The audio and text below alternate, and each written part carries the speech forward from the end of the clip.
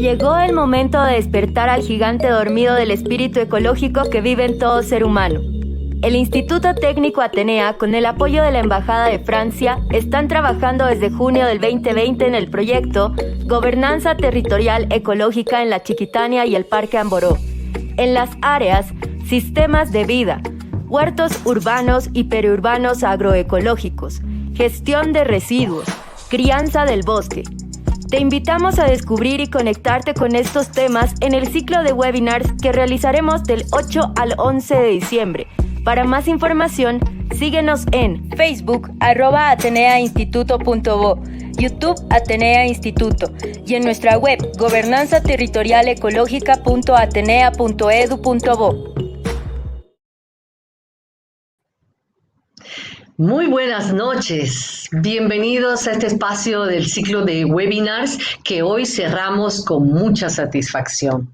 Como ya habíamos mencionado desde el inicio de este ciclo de webinars, en Atenea hay mucha satisfacción por haber conseguido que en julio del presente año la Embajada de Francia firme el convenio del proyecto Gobernanza Territorial Ecológica en la Chiquitania y el Parque Nacional Amboró, desde la oferta de un programa de profesionalización y toma de conciencia en tiempos de cambio climático y COVID-19. Y es así que en el marco de este convenio y con el soporte del análisis del estado de situación en la Chiquitania y el Parque Amboró, Atenea trabajó arduamente durante estos 5 meses para elaborar la propuesta de una nueva currícula de formación técnica en sistemas de vida, agricultura urbana y periurbana agroecológica, gestión de residuos y crianza del bosque. Todo este esfuerzo nos permite estar aquí presente frente a ustedes compartiendo estos resultados. En este cuarto webinar vamos a hablar sobre crianza del bosque y situación actual del Parque Amboró. Y para ello voy a presentar a Karina y Gonzalo Mariaca. Durante la presentación de ambos, las personas que deseen hacer consultas por el Facebook Live, la plataforma desde donde estamos transmitiendo, para que al finalizar las presentaciones, tanto Karina como Gonzalo puedan responder las inquietudes. Pero antes de darles paso, permítanme comentarles un poco sobre estos dos especialistas quienes han estado trabajando bastante sobre este proyecto. Karina Mariaca de Oliveira es boliviana, brasilera, y junto a su esposo y 2 hijos, es copropietaria de Quinta Conciencia, Centro de Permacultura y Sanación en Samaipata, Bolivia, donde se desempeña como terapeuta holística. Es de profesión ingeniera comercial. Cuenta con un diplomado en gestión ambiental y ecoturismo realizada en Costa Rica y es facilitadora de procesos multiactores. Tiene también experiencia laboral en planificación municipal y gestión de proyectos. Estos proyectos son comunitarios, urbanos, rurales, a nivel nacional e internacional. Actualmente es investigadora y está haciendo un doctorado de la Comunidad Pluricultural Andino-Amazónica para la Sustentabilidad junto a Compass Bolivia, en el marco del proyecto de investigación Biodiversidad de Montañas y Objetivos de Desarrollo Sustentable en Bolivia, Tanzania y Nepal, de la Universidad de Berna, Suiza. Es candidata también a doctorado en proyectos de la Universidad Internacional Iberoamericana de México.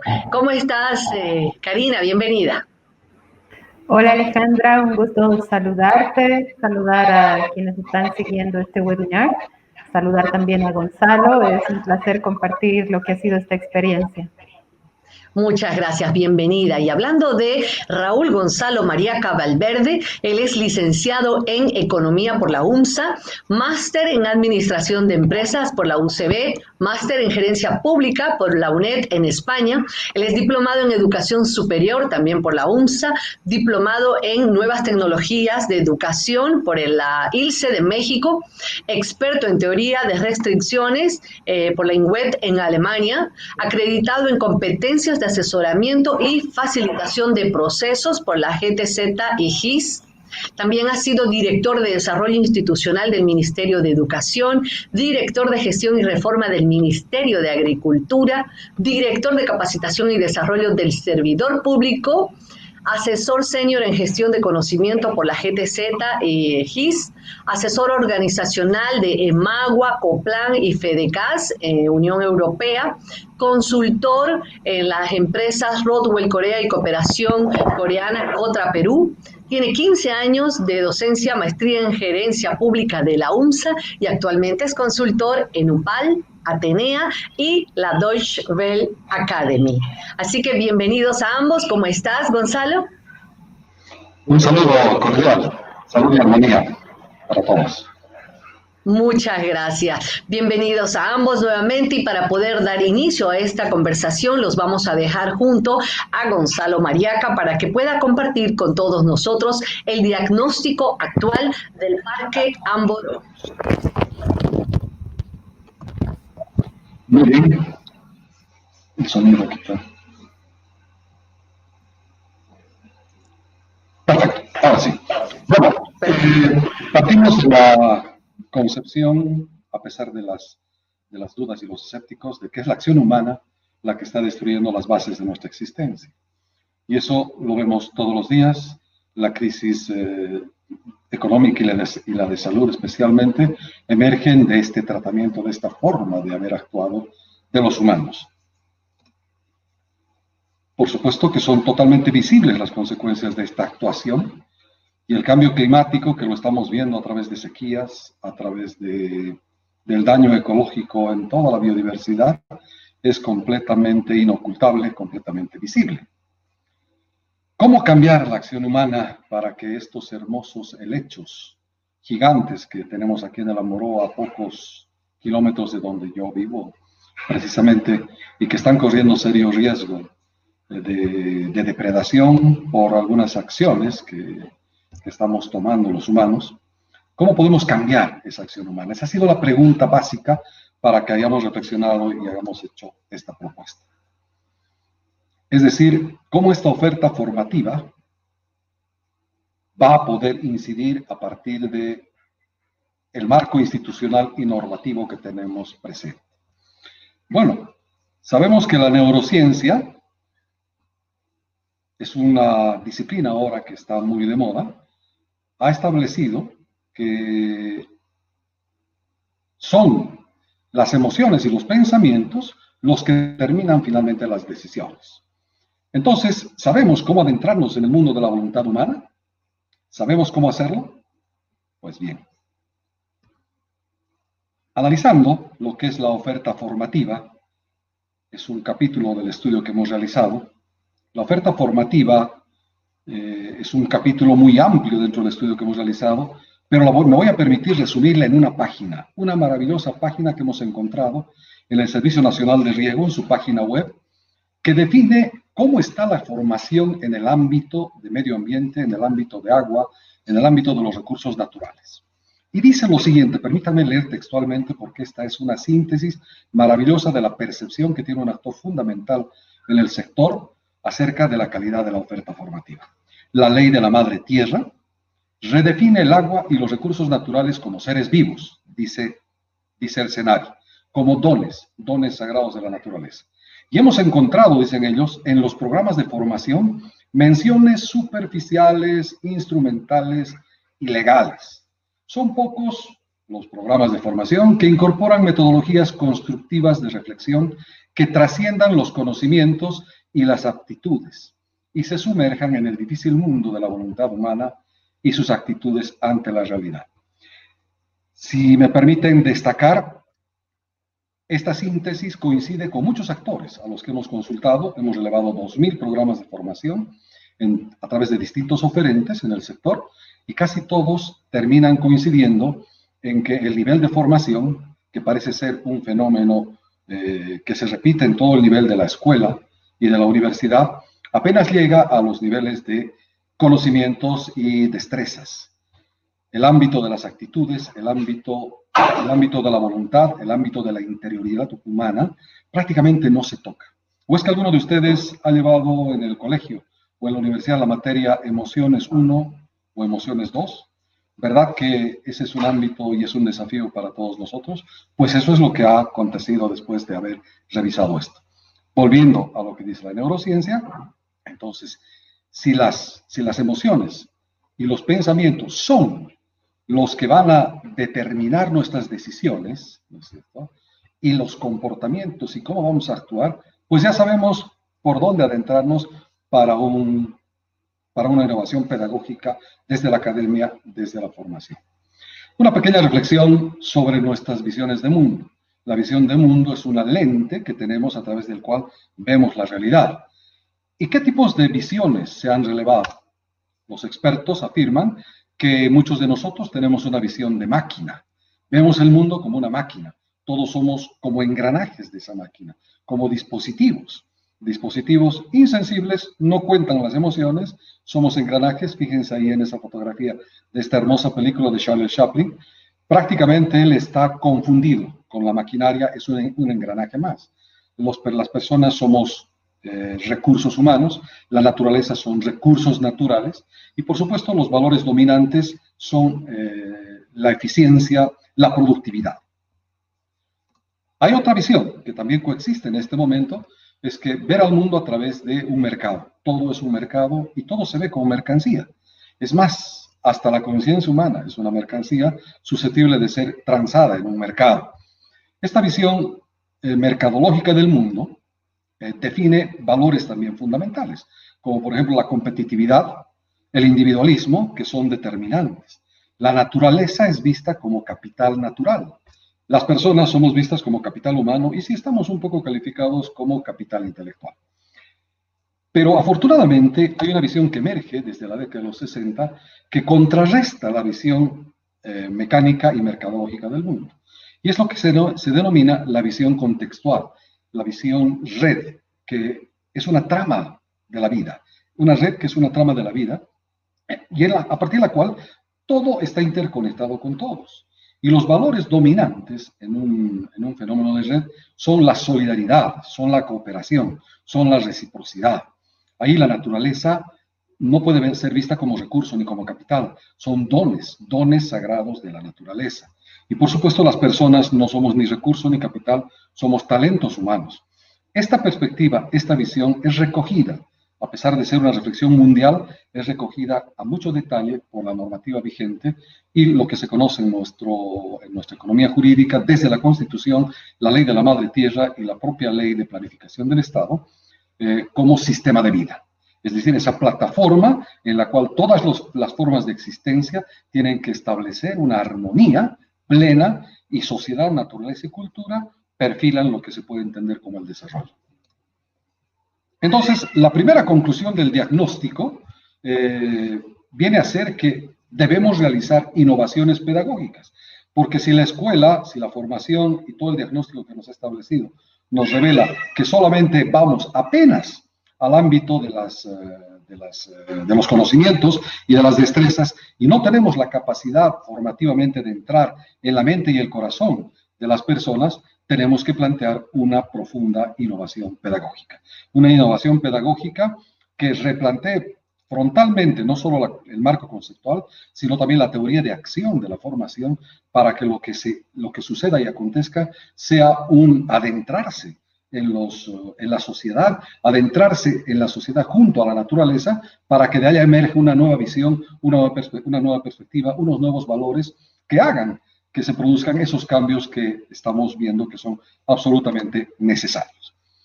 Una segunda conclusión, además de esta primera que tiene que ver con lo pedagógico, tiene que ver con lo que hicimos ya en el diagnóstico en el territorio con los actores correspondientes. Por una parte, que es absolutamente necesario hacer una protección y restauración ecológica del Parque Amboró, como una conclusión fundamental, pero simultáneamente, vean ustedes, y esto lo vamos a intentar demostrar compartiendo un poquito con ustedes cuál fue el proceso metodológico, el desarrollo de proyectos resilientes, socioeconómicamente productivos y que además sean rentables. Es decir, como dos condiciones fundamentales para que podamos establecer la solución a los problemas que tiene el parque. El diagnóstico holístico en el territorio se ha planteado a partir de preguntarnos, entre todos los actores que participamos en los eventos, en los talleres, qué es lo que está obstaculizando o está poniendo en riesgo que el Parque Amboró no esté cumpliendo sus servicios, sus servicios ambientales. Es decir, su contribución a la captura de carbono, a la conservación del suelo, al recargo, a que se recarguen los acuíferos y se preserve la fauna silvestre. Y cuando se hizo esta pregunta, todos los actores que los tengo sintetizados en este mapa, donde participaron la mayor parte de las instituciones que estuvieron disponibles, porque la pandemia no permitió que esto sea mucho más amplio.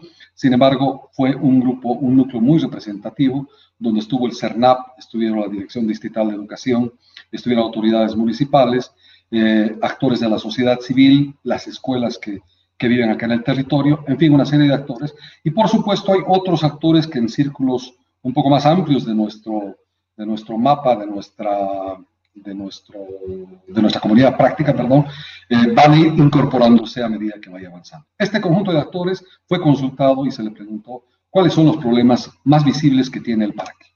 Pues bien, hicimos una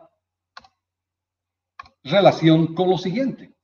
Quisimos utilizar una metodología que parta de superar los tradicionales sistemas de evaluación y de diagnóstico que existen. Habitualmente los diagnósticos lo que hacen es preguntar a través de distintos instrumentos y herramientas como es un foro, etcétera, qué es lo que está pasando, dónde tenemos problemas, cuáles son los problemas, y es un mundo de cosas. Es como cuando un médico le pregunta a un enfermo, a un niño, qué es lo que tiene, y nos va a decir 4, 5, 10 o 100 síntomas, como puede tener un sistema grande. En este caso, estos 4 síntomas, por la metodología tradicional, pueden ser acometidos uno a uno, ¿no es cierto?, y a medida que van surgiendo. Es así como un dolor muscular se va a curar con la aspirina, el escalofrío le van a recetar que se quede en cama, la tos, un jarabe para la tos, y finalmente la fiebre, un paracetamol. Pero el médico advierte que con eso no se está resolviendo la situación general del paciente. Lo que puede estar sucediendo es que no es bueno mirar todos y cada uno de los síntomas, sino más bien tratar de llegar cuál es la causa de fondo de la enfermedad. En este caso, pues había sido una neumonía. Detectada la neumonía, es posible con una simple inyección y ahorrándonos todo lo que habíamos hecho en la parte superior de los síntomas, con una simple inyección en la base, resolver todo el problema. Esa fue la intención. Los problemas que se han presentado, de acuerdo a los actores que participaron en el diagnóstico, eran una cantidad infinita. Y si hubiéramos continuado alargando el taller, seguramente hubiéramos multiplicado por 100 todo este diagnóstico. Sin embargo, esa no era la metodología que buscábamos y lo que queríamos hacer era encontrar la causa de fondo. Un primer bloque de efectos no deseados que los actores veían son esta colección de eventos. No hay mucha deforestación, hay mucha deforestación ilegal, se desconoce la importancia del parque, el sistema de producción existente es extractivista y es incompatible con la sostenibilidad, y así sucesivamente todos los problemas desde la lógica de cada uno de los actores y desde donde ellos consideran importante identificar problemas. Una segunda lámina, igualmente, destacamos la amarilla, falta de educación ambiental en las escuelas y amor por la naturaleza, y otras muchas más. Y finalmente una tercera, donde hubo otro bloque, de la que se destacó que se privilegia la ganancia rápida de corto plazo en las actividades que los actores sociales e institucionales internos y externos del parque desarrollan actualmente en el Amboró. Con estas tres destacadas en amarillo se trabajó, es decir, no analizamos cada uno de esos síntomas que son muy grandes, que son muy amplios, y elegimos 3 los más relevantes por votación democrática. Una primera nos mostraba un conflicto, el conflicto de la tala indiscriminada del bosque versus la tala controlada del bosque. Es decir, es un conflicto que refleja ese efecto no deseado de que el sistema de producción existente es extractivista. En consecuencia, este conflicto tiene que tener una explicación. Entonces, la primera nube se trabajó a partir de este conflicto, que es una realidad reconocida absolutamente por todos los actores. Estamos talando ahora indiscriminadamente y deberíamos más bien talar controladamente, muy controladamente, el bosque. La segunda nube, que refleja un efecto no deseado vinculado a la educación ambiental, que en las escuelas y en la sociedad no están promoviendo el amor por la naturaleza, encontró otro conflicto, que el cuidado de la naturaleza, vean esta entidad D, el cuidado de la naturaleza, es teórico. Es simplemente conceptual, repito, va a los conocimientos y a lo sumo alguna destreza. Pero ¿cómo debería ser? Que el cuidado de la naturaleza debería ser vivencial. Es decir, la gente debería cambiar desde el corazón, desde la mente y el corazón, para poder realmente ejercitar una sensibilidad ante los fenómenos del medio ambiente. El tercer conflicto se deriva de haber privilegiado la ganancia rápida de corto plazo como un efecto no deseado que está presente en el sistema. Los actores lo habían planteado. Y esto implica que se está degradando los recursos naturales prácticamente sin límites. Y esto entra en contradicción con una necesidad fundamental, que se deberían preservar y restaurar los recursos naturales. Estos tres conflictos, y como verán el tiempo no me permite entrar en toda la descripción de la nube, han sido sintetizados, gracias a la metodología, de la siguiente manera.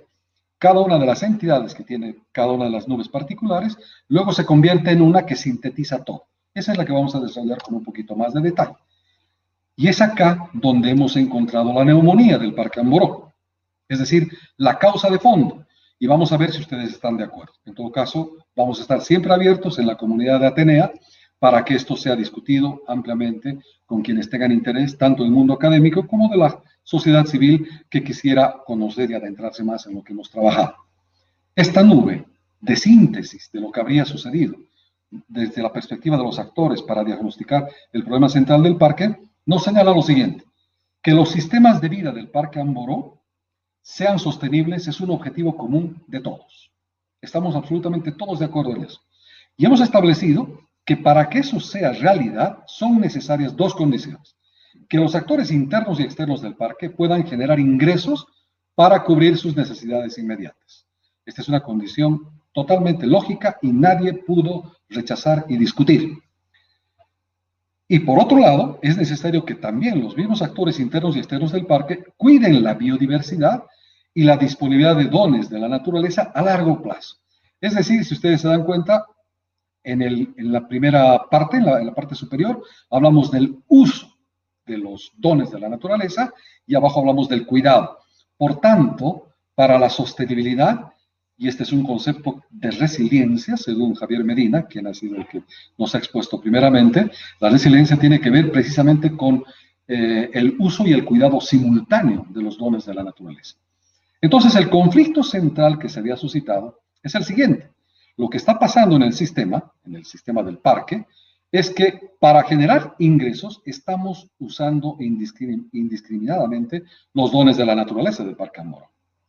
Pero para que haya un cuidado de la biodiversidad y su preservación a largo plazo, es necesario que hagamos uso y cuidado de los dones naturales del Parque Amboró.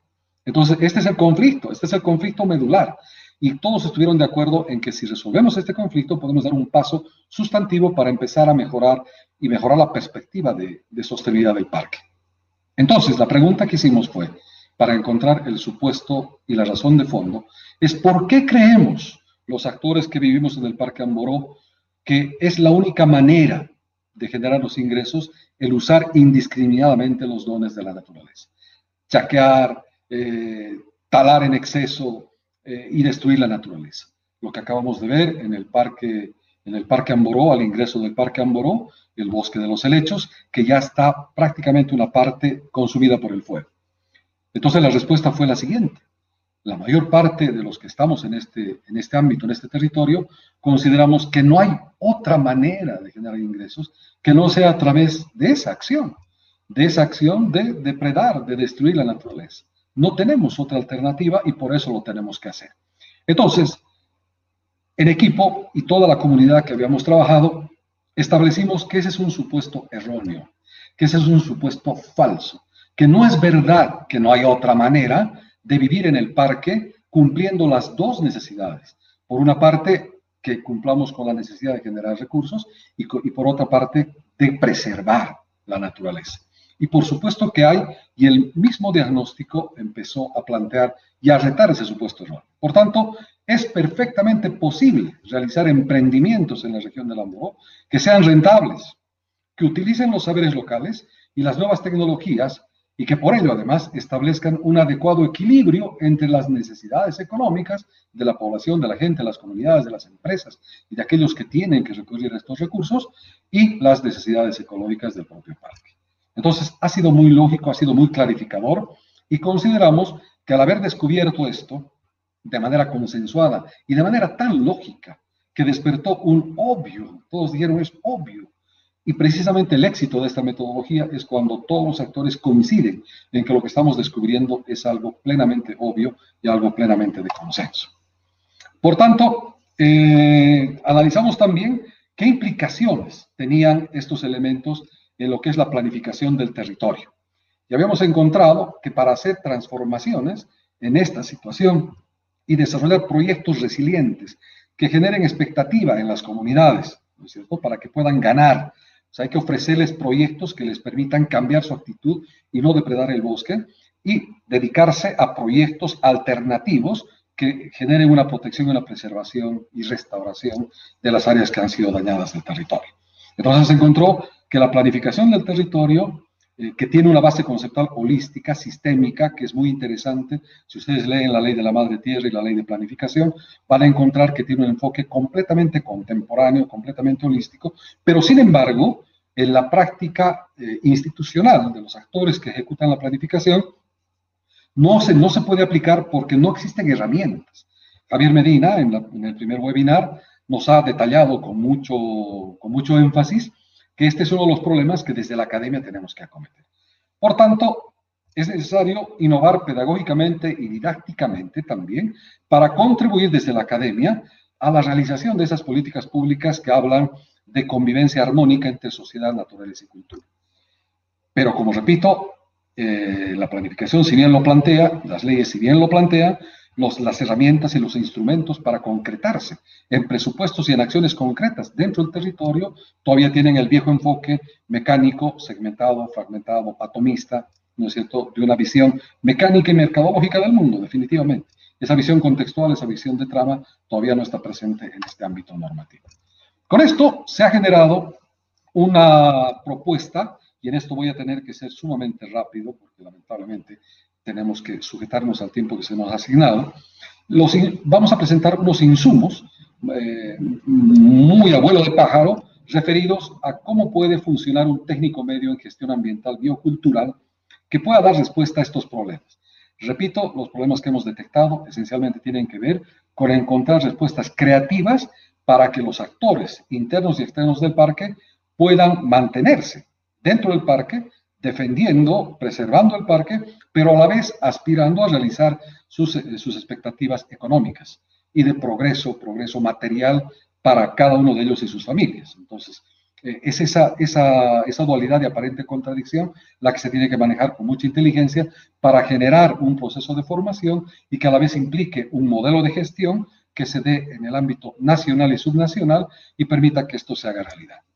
Por tanto, nuestro objetivo del programa, de un programa técnico medio de gestión ambiental, es contribuir a mantener en las mejores condiciones posibles de equilibrio el sistema de vida del territorio, de modo que se cumplan las funciones ambientales naturales, satisfaciendo a la vez las necesidades materiales de la comunidad y siendo el objetivo la resiliencia.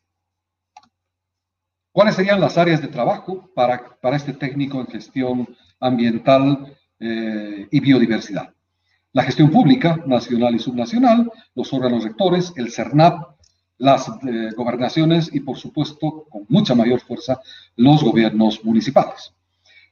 Otro ámbito de trabajo es la promoción, el acompañamiento y seguimiento de proyectos en el territorio que tengan carácter resiliente.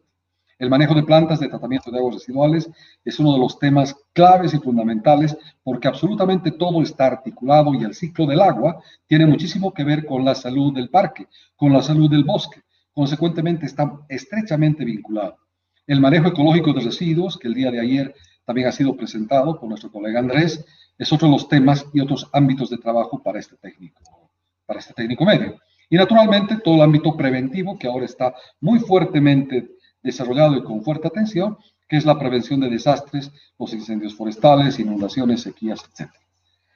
A nivel de las competencias, que es lo más fundamental de una currícula, de una propuesta formativa, hemos distinguido 3 tipos de competencias que deberían ser parte de nuestra propuesta.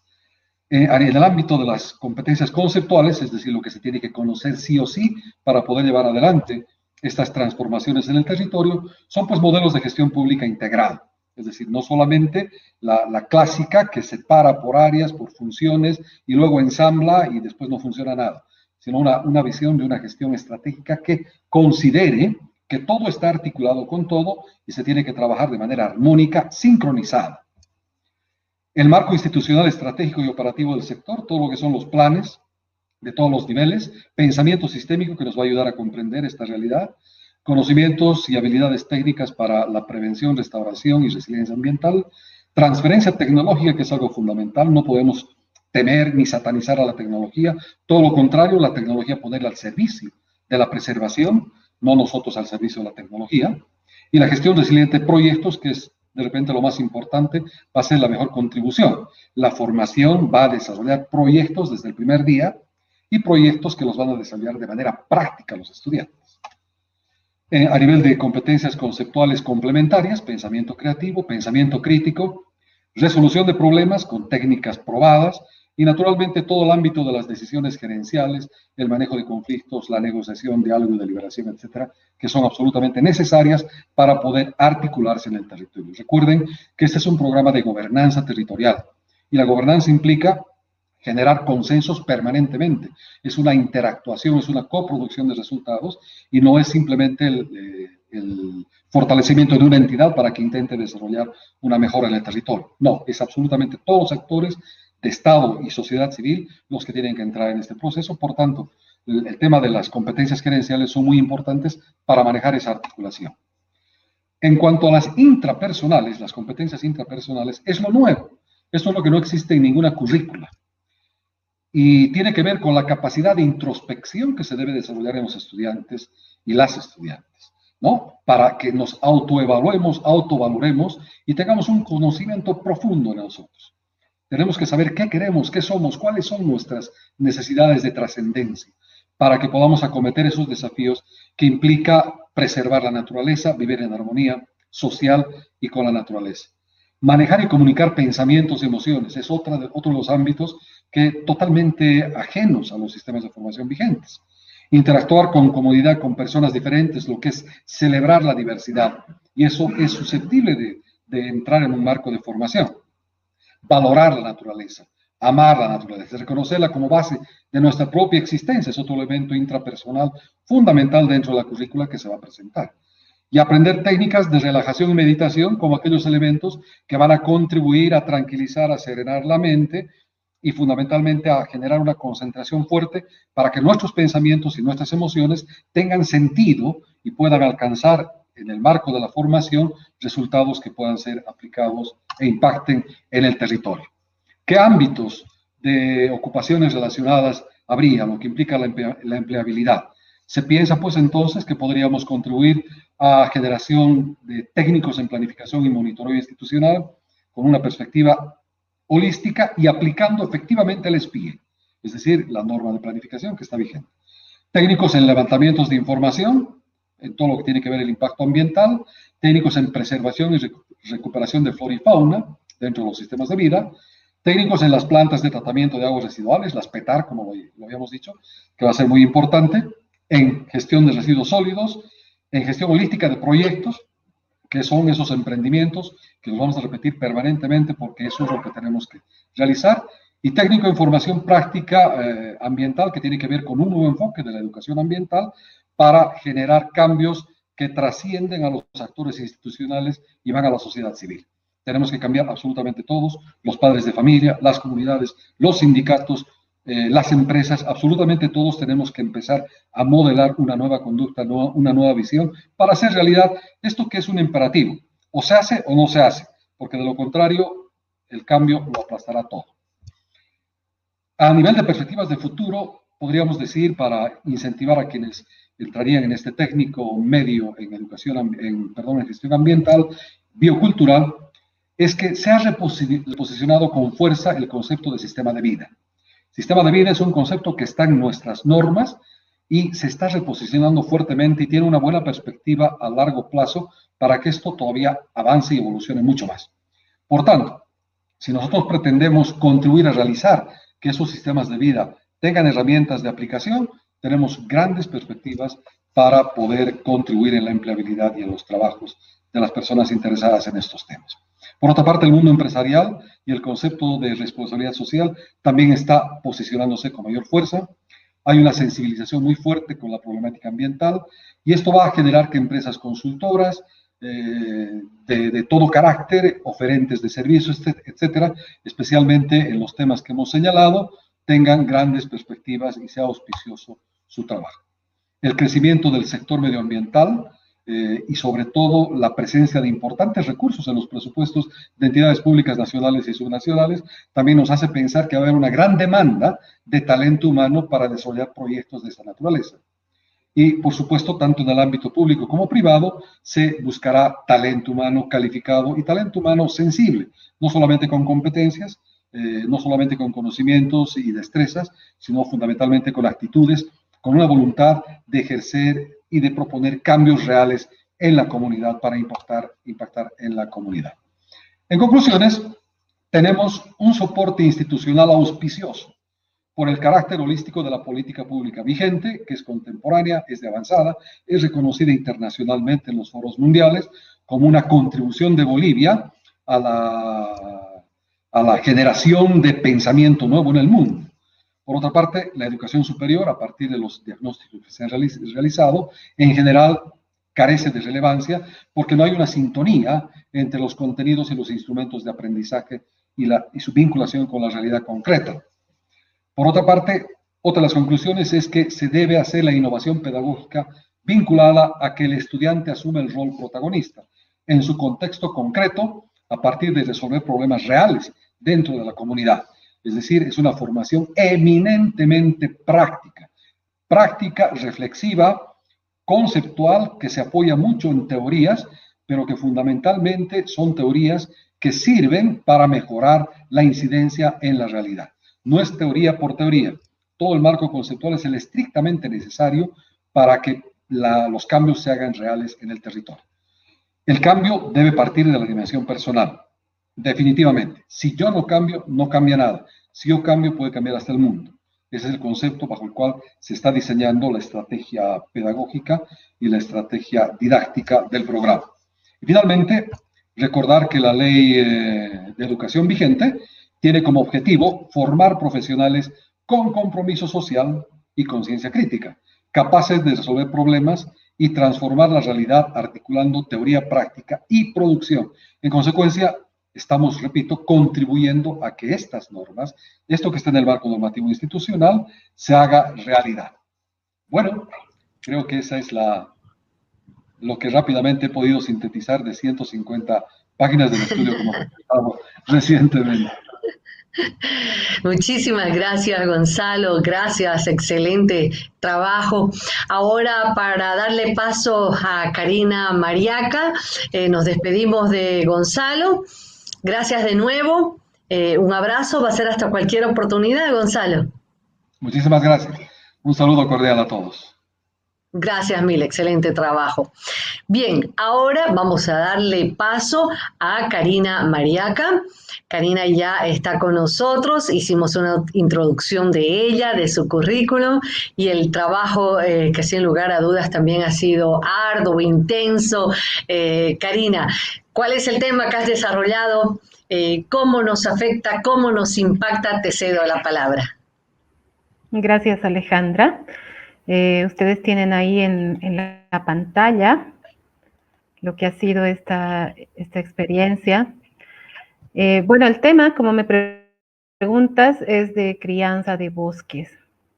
Y vamos a desglosar qué significa crianza de bosques. Sin embargo, me dices, ¿por qué la importancia de este tema? Bueno, pues primero, Gonzalo ya lo ha mencionado, también estamos en una crisis multidimensional sin precedentes como historia de la humanidad, de la cual se rescata, más bien se debería llamarnos más la alerta, la crisis climática. Mucho podríamos hablar al respecto, sin embargo, rescatar lo que menciona la plataforma intergubernamental científico-normativa sobre diversidad biológica y servicios de los ecosistemas, es decir, la instancia científica de mayor influencia a nivel global, mencionan que de seguir las cosas como estamos hasta ahora, estamos al borde de una sexta extinción masiva. Entonces, el hablar de crianza de bosques, pues cobra una relevancia aún mayor. ¿Por qué los bosques? En términos generales, las bondades que nos dan los bosques es una lista larga, pero lo que más deberíamos recalcar es que regulan los efectos del cambio climático, captan y filtran el agua, es decir, son fábricas de agua, generan oxígeno, protegen la biodiversidad. En los bosques viven cientos y miles de especies de flora, de fauna, retienen y regeneran el suelo, y el suelo es pues el origen de la vida misma. Generan alimento, plantas medicinales, materia prima, generan una belleza escénica, y quiero rescatar también el aporte que nos da al bienestar y a la salud humana, pero entendiendo la salud como el equilibrio entre mente, cuerpo y espíritu, no solamente la parte física como lo ve la medicina aleópata, digamos, la medicina occidental, sino la salud es el resultado de un balance entre mente, cuerpo y espíritu. Comparto esta foto que ha sido durante el proceso de todo de este trabajo que se ha hecho.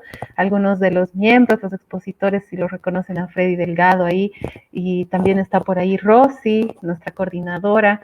Bueno, tuvimos la experiencia de adentrarnos en lo que es el bosque de los helechos y sentir en la piel la presencia de estos seres ancestrales, de estos seres antiguos, de estos abuelos.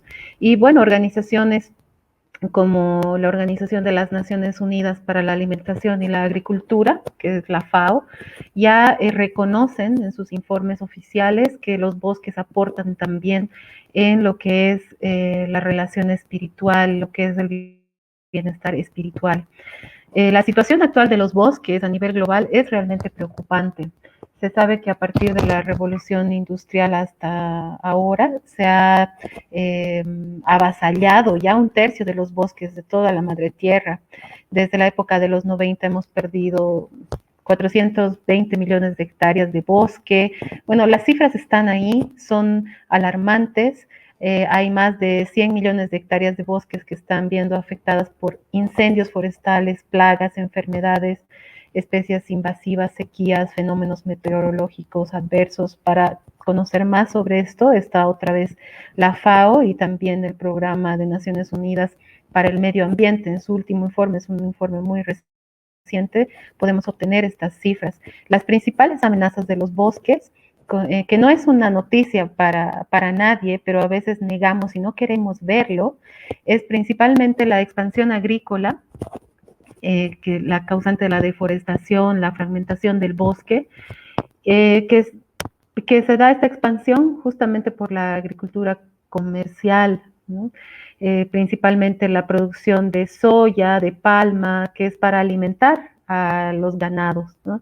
La mayoría de la soya que se produce acá en nuestro país, por ejemplo, más del 90% de la soya ya es transgénica, y es para exportarla a países para alimento de ganado. Entonces, ¿por qué nos cuesta mirar? Porque podemos decir, pucha, los bosques están como están por culpa de estos gobiernos extractivistas o de estas multinacionales inconscientes, pero al final de cuentas, tanto gobiernos como multinacionales son tan poderosos por la cantidad de gente que las apoya o la cantidad de gente que los consume. Entonces, al final de cuentas, nosotros, a través de lo que ponemos en nuestro plato, pues somos los causantes de estas problemáticas que están amenazando a los bosques, especialmente el consumo de carne. La situación en Bolivia no es diferente, y todos lo hemos visto como desde el año pasado y todo este año, lamentablemente, hemos tenido incendios masivos. El departamento de Santa Cruz es el departamento más afectado, y bien sabemos también que este departamento se jacta por tener un modelo de desarrollo basado en la agroindustria, ¿no? Que habrá que replantearse, porque igual ahí tenemos en pantalla las cifras, son totalmente alarmantes, la cantidad de hectáreas quemadas, la superficie de territorio nacional afectado. En cuestión de estos 2 últimos años, los impactos de los incendios los hemos sentido, especialmente acá en las zonas rurales, en las ciudades también, pero en las zonas rurales, por las fuertes sequías, por la contaminación en el aire, se afecta, pues se siente en los cultivos, en nuestros huertos. Es muy fácil de ver que realmente la situación es crítica. Entonces, con ese panorama, hablar de crianza de bosques tiene otro significado. Para empezar, no estamos hablando de conservación de bosques, y eso es muy importante recalcarlo, y eso es un gran aporte de este proyecto, una visión muy clara de un cambio de matriz realmente para entender nuestra relación con los bosques. Cuando yo escucho crianza personalmente, la relaciono inmediatamente con criar a mis hijos, ¿no? Criar a mis guaguas.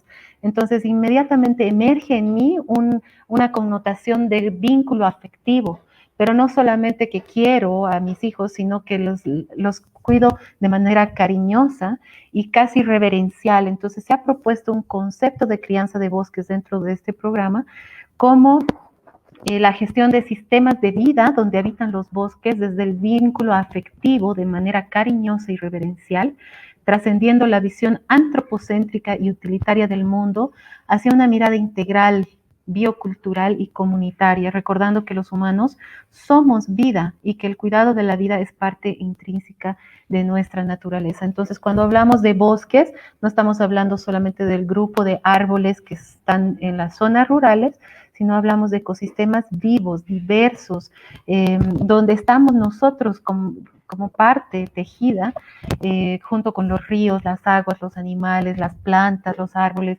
los insectos, los microorganismos, el suelo, el aire, y todos estos elementos que componen un sistema de vida. Para esto, pues es necesario cambiar la visión del mundo, el paradigma que nos acompaña, y de esto mencionaba Gonzalo. Hasta ahora estamos caminando, pareciera, desde una visión de mundo que entiende el mundo como una máquina o como un mercado. Entonces, si es así, pues vamos a seguir mercantilizando los bosques.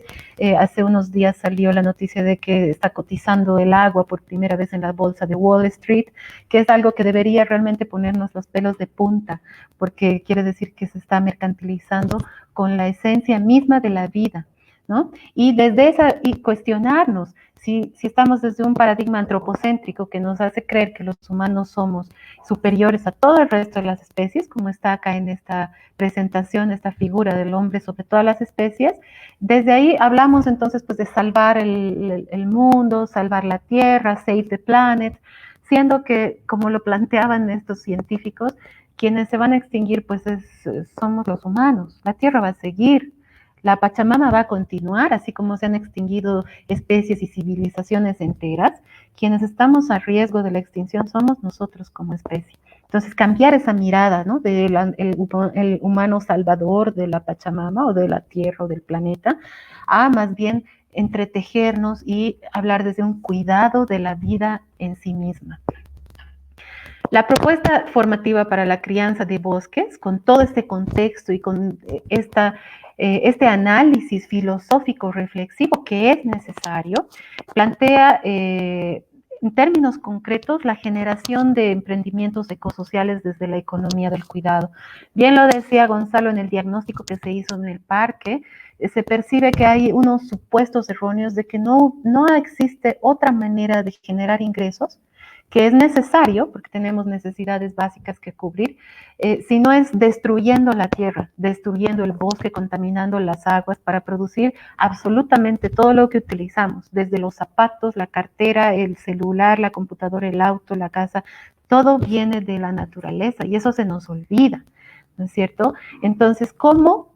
Sí, generar los ingresos suficientes también, habría que ahí entrar en otros diálogos también de qué es suficiente para estar bien, para vivir bien, y mediante el cuidado recíproco de las bondades de los bosques. Existen otras formas, pareciera que no, pero existen otras formas.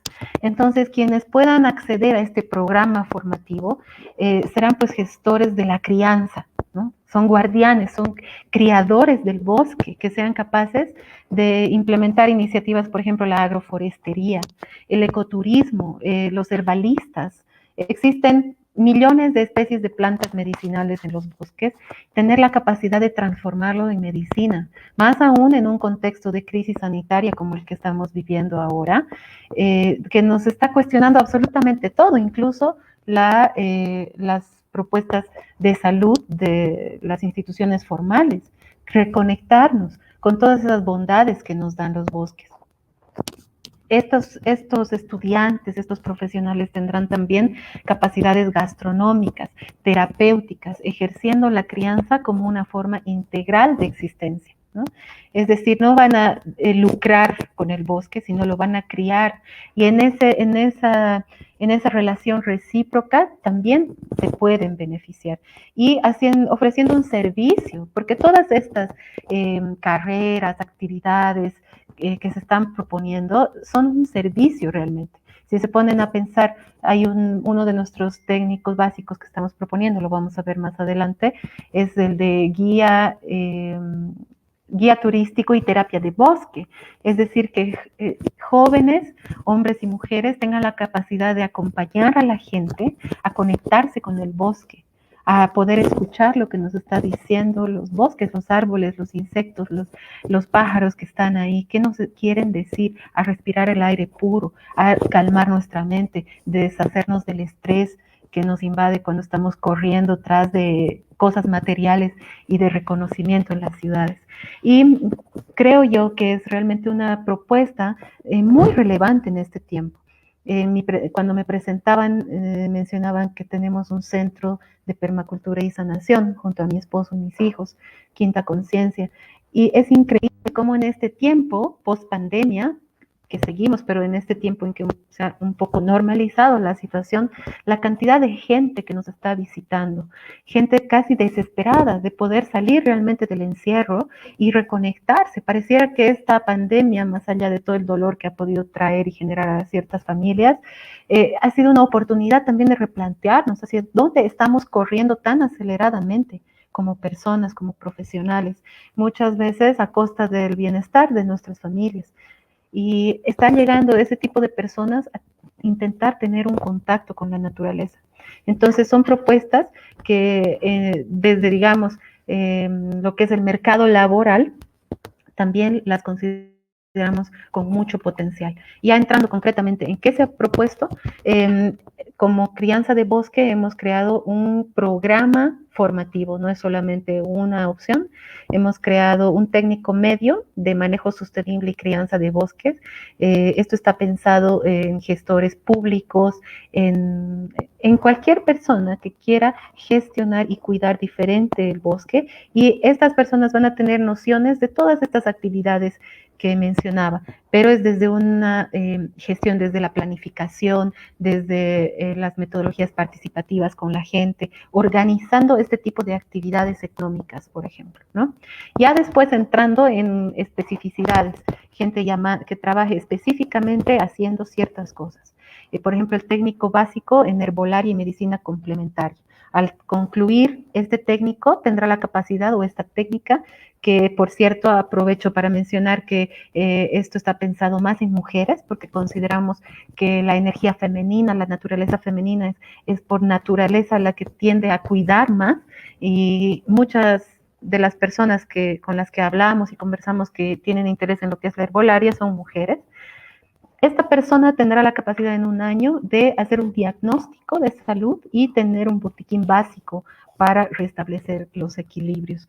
El guía de turismo y terapia de bosque, gastronomía del bienestar y turismo. Y si se fijan, son también carreras y propuestas bien concretas, vinculadas a las actividades que se hacen en los municipios vinculados al parque Amboró, y ¿por qué no en la Chiquitania? Porque son municipios que tienen vocación turística.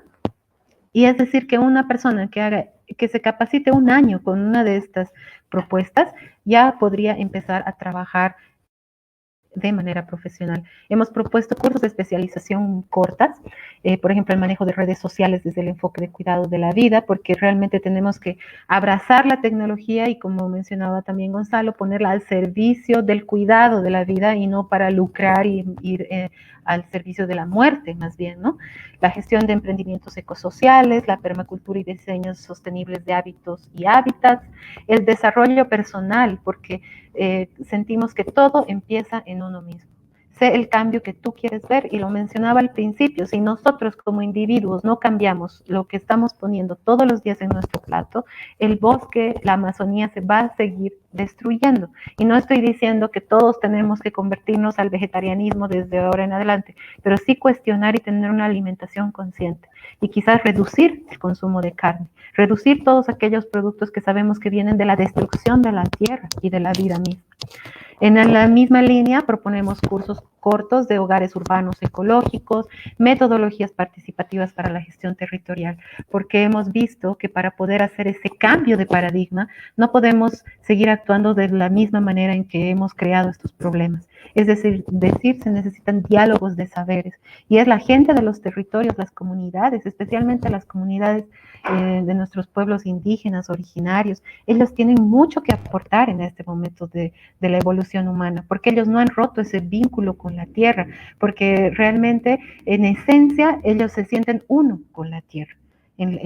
Cuando uno va a las comunidades y empieza a sentir esas dinámicas y esa conexión que hay con el entorno natural, pues es digno de aprender y para eso necesitamos ver un diálogo realmente de igual a igual con los territorios.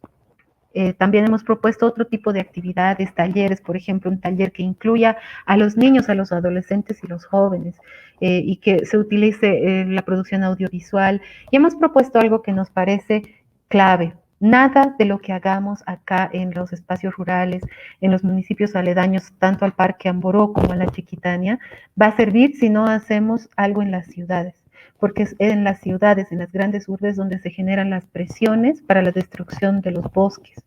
Mientras en la ciudad se siga comiendo tanta comida chatarra y tanta papa frita, pues en los bosques se va a seguir ampliando la frontera agrícola para producir ingentes cantidades de papa holandesa, que es la mejor para la industrialización y la producción de papa frita, por poner un ejemplo corto. Y mientras sigamos destruyendo los bosques, estamos dañándonos al final nosotros mismos. Entonces, se necesita una campaña mediática de sensibilización ciudadana, porque reitero, nada va a ser suficiente de lo que hagamos en los espacios rurales si no se cambian los hábitos de consumo y la presión que se genera en estos hábitos en el día a día. Y ahí es donde todos estamos involucrados. Me preguntabas, Alejandra, cómo estamos nosotros relacionados y qué tenemos que ver en todo esto. Pues ahí está, todo es un tejido. Desde esta visión holística del mundo, todo es un tejido y nosotros con cada decisión que tomamos todos los días estamos siendo parte o del problema o de la solución de la crisis climática, o del problema o de la solución de la destrucción de los bosques. Y los bosques son vida. Esto ya no es un discurso hippie, un discurso ambientalista, activista, no. Esto ya es una necesidad de despertar y asumir que todos necesitamos tomar conciencia de lo que estamos haciendo. Y la educación, pues, es el mejor camino.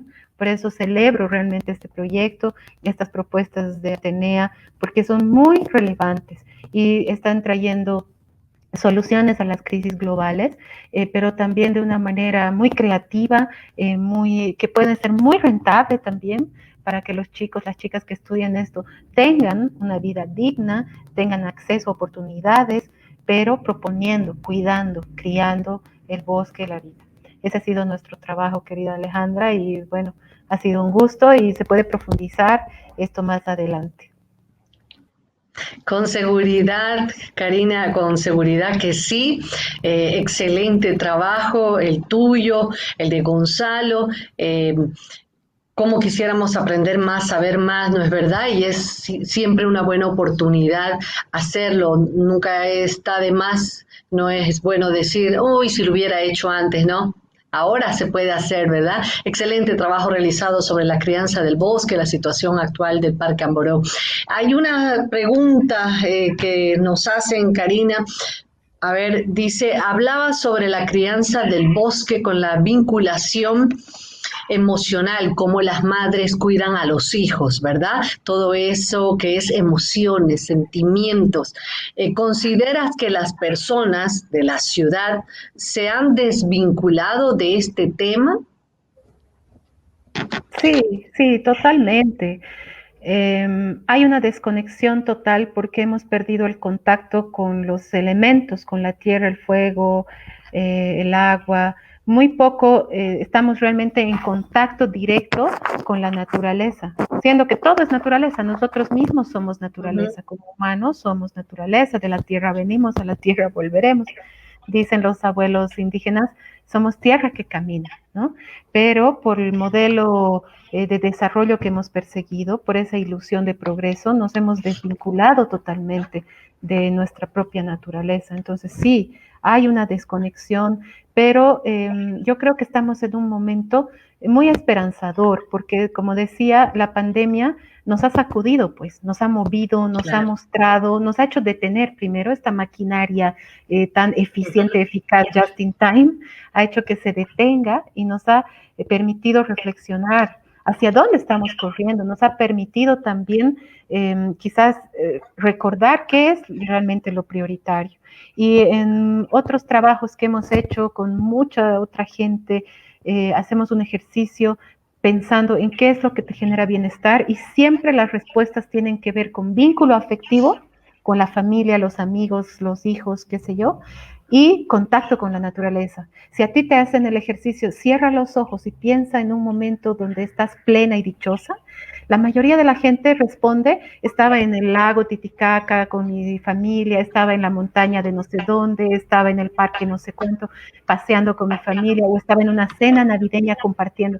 Entonces, todas las respuestas tienen que ver con vínculo afectivo y contacto con la naturaleza. Y en las ciudades lo olvidamos, pero es momento de recordar.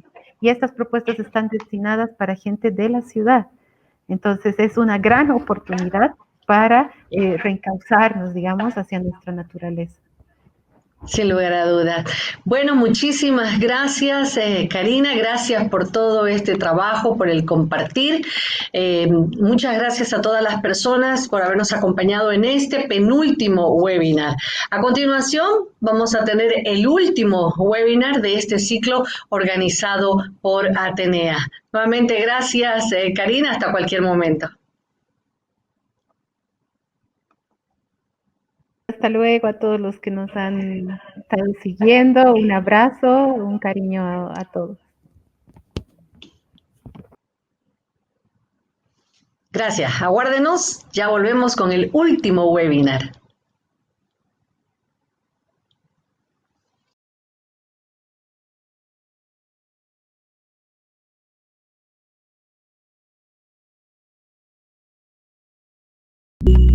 Llegó el momento de despertar al gigante dormido del espíritu ecológico que vive en todo ser humano. El Instituto Técnico Atenea, con el apoyo de la Embajada de Francia, están trabajando desde junio del 2020 en el proyecto Gobernanza Territorial Ecológica en la Chiquitania y el Parque Amboró, en las áreas Sistemas de Vida, Huertos Urbanos y Periurbanos Agroecológicos, Gestión de Residuos, Crianza del Bosque. Te invitamos a descubrir y conectarte con estos temas en el ciclo de webinars que realizaremos del 8 al 11 de diciembre. Para más información, síguenos en Facebook @ateneainstituto.bo, YouTube Atenea Instituto y en nuestra web gobernanzaterritorialecológica.atenea.edu.bo. Muy bien, muchas gracias por seguir con nosotros. Ahora le vamos a dar la más cordial bienvenida a Iván Arnold, quien va a compartir con nosotros el diagnóstico elaborado de la Chiquitania y con ello cerrar este ciclo de webinars. Antes de que presente a Iván, permítanme comentarle algo sobre él. Iván es un boliviano de la ciudad de Tarija, al sur de Bolivia. Él es ecólogo, realizó sus estudios universitarios en ecología y administración de áreas naturales protegidas en universidades y centros de posgrado de Argentina, en Costa Rica, Perú y Estados Unidos. Cuenta con una maestría en gestión ambiental y desarrollo sostenible y doctorado en ciencias ambientales. Tiene amplia experiencia en desarrollo rural, temas de adaptación de cambio climático y gestión de áreas naturales protegidas. Ha sido coautor del CICLIMA, metodología para la elaboración de planes de adaptación al cambio climático, del libro Áreas Protegidas de Bolivia, situación y perspectivas de gestión, y del libro Río Pilcomayo, un ecosistema transfronterizo. Entre los trabajos anteriores fue director del Parque Nacional Mavidi y de la Reserva Nacional de Flora y Fauna Tariquía y de Recursos Naturales de la Prefectura prefectura del departamento de Tarija, habiendo sido también punto focal de la Comisión Mundial de Áreas Protegidas. Actualmente trabaja en Nativa, donde juntamente con un equipo multidisciplinario de profesionales se encuentra abocado a la tarea de construir propuestas para la gestión de regiones transfronterizas ambientalmente sostenibles. Buenas noches, Iván, bienvenido. Buenas noches, querida Alejandra. Un gusto, muchas gracias por la invitación y un gusto poder compartir esta palestra con la calidad de invitados que tienen y con los espectadores que nos están viendo. Bueno, bienvenido. Nosotros somos quienes te damos las gracias por compartir este tiempo y este trabajo, así que te dejo el micrófono abierto para que puedas comenzar con tu presentación. Perfecto. Yo les voy a pedir para saber si es que estoy presentando. ¿Ahí se ve en pantalla completa? Sí, se ve en pantalla. Situación actual de la Chiquitana y Chaco. Perfecto, Iván. Perfecto. Sí, bueno, como bien mencionabas, Alejandra, yo trabajo en Nativa hace varios años y últimamente también vinculado y la verdad que muy contento con el Instituto Técnico Atenea para apoyar en lo que es hacer un diagnóstico, empezar a buscar algunas pautas de lo que se debería hacer en los próximos meses, años, en este caso particular en la Chiquitanía y el Chaco. Si bien lo que me tocó hacer junto con un equipo de profesionales es mirar un poco la situación actual de la Chiquitanía, un diagnóstico de la Chiquitanía. También hemos incluido el Chaco, por supuesto, y ya les voy a comentar por qué. El área de trabajo que tenemos como Nativa tiene que ver con ambas ecorregiones de manera histórica desde hace muchos años, trabajando en el Chaco y en los últimos años también en la Chiquitanía, ¿no? Entonces, para mí realmente ha sido un gusto hacer este trabajo y paso a compartirles algunas diapositivas que nos van a dar cuenta de cuál es la situación actual que tenemos en nuestra Chiquitanía, nuestro maravilloso Gran Chaco sudamericano. Bueno, primero comentarles que la Chiquitanía ocupa cerca de 25 millones de hectáreas que están compartidas con Paraguay y Brasil. Cuando hablamos de la ecorregión del Gran Chaco sudamericano, estamos hablando de una superficie igual a la de Bolivia, estamos hablando de algo más de 100 millones de hectáreas o 1 millón de kilómetros cuadrados, que es lo mismo, compartido entre 4 países, principalmente, o más de la mitad en la parte argentina, luego un 25% más o menos en el Paraguay y alrededor de un 13-14% en Bolivia y un porcentaje pequeño, menor en el Brasil, ¿no? Dentro de estas ecorregiones, tanto en la Chiquitanía como en el Chaco, en el sector boliviano, por supuesto, conviven varios pueblos indígenas, el chiquitano, que está presente en toda la Chiquitanía, el ayoreo, que tiene también presencia en la Chiquitanía y el Chaco.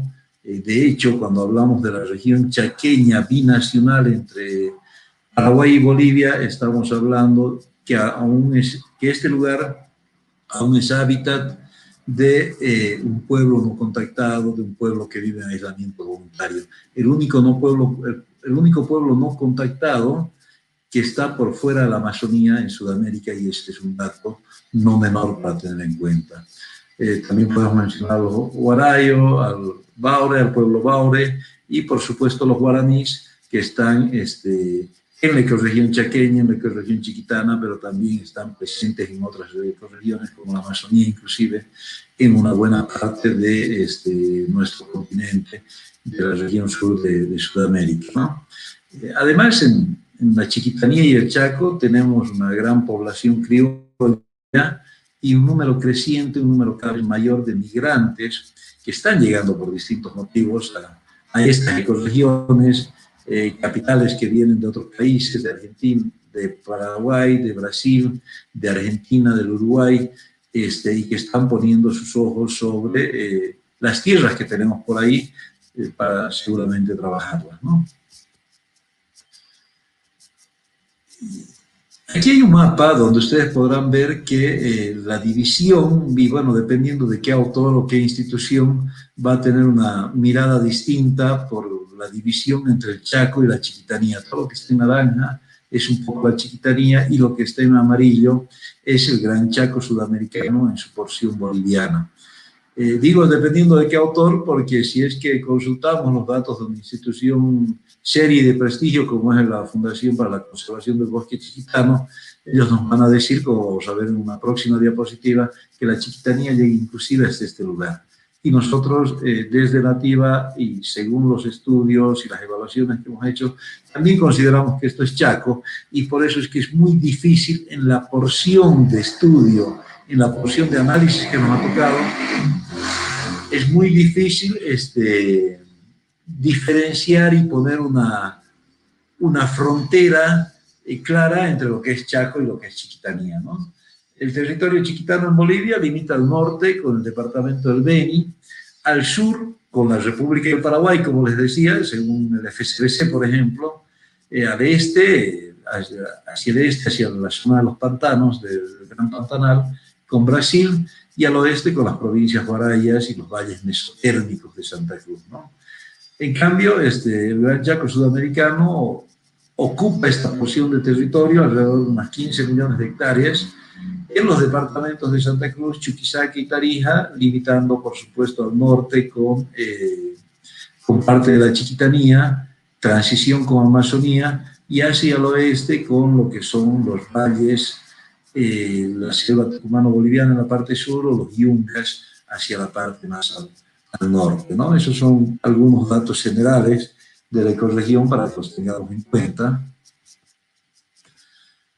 Este es un mapa que les quería mostrar para entender lo complejo que es esto de las divisiones. Por ejemplo, acá estamos viendo un mapa del Observatorio del Bosque Seco Chiquitano, de autoría de la Fundación para la Conservación del Bosque Chiquitano, que habla de los municipios del bosque modelo chiquitano, y ustedes podrán ver que Charagua, por ejemplo, está considerado que es un municipio también con una gran presencia de la ecorregión chaqueña, está considerado como un municipio chiquitano, ¿no?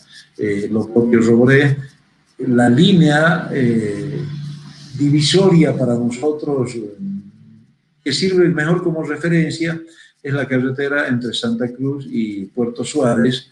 Siempre decimos que hacia la izquierda es más Chiquitanía y hacia la derecha es más Chaco, de izquierda y derecha yendo de Santa Cruz hacia la frontera con Brasil.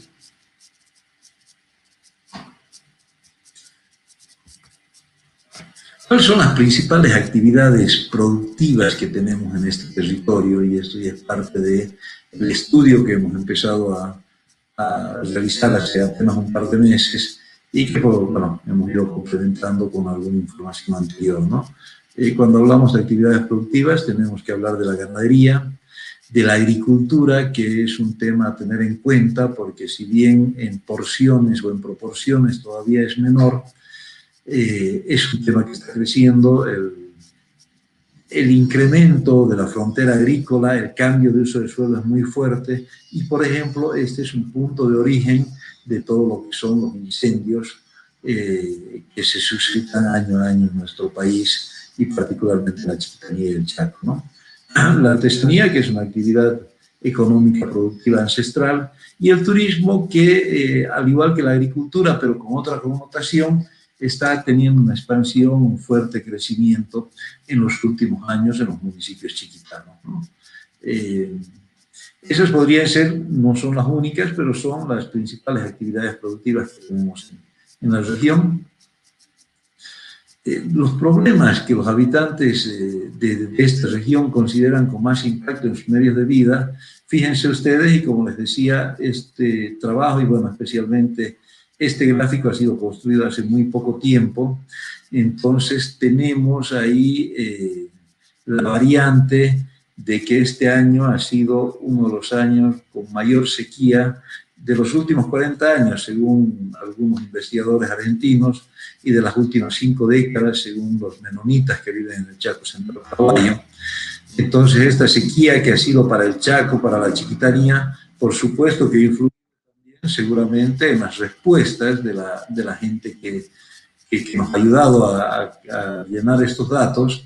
Seguramente si esto hubiese sido 2019, las barras estarían cambiadas, pero acá los habitantes consideran que la sequía, más del 90% considera que es el mayor impacto en sus medios de vida, el tema de la sequía.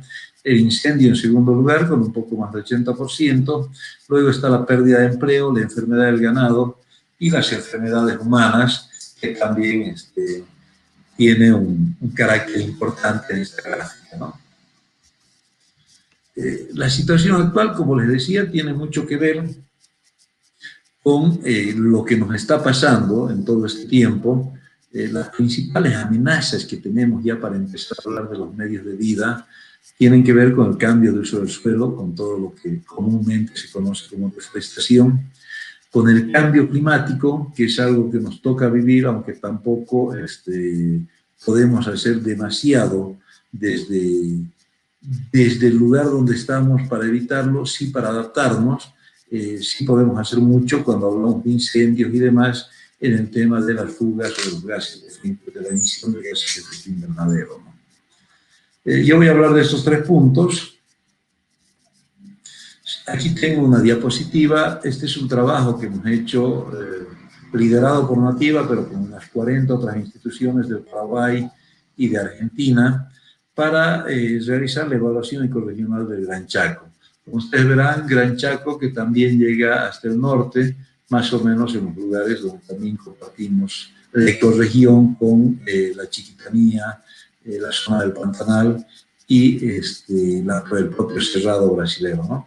Esta es una serie de imágenes que quiero poner para que se vea como video. Ustedes verán aquí abajo una barra de tiempo y verán cómo se va pigmentando a medida que pasan los años,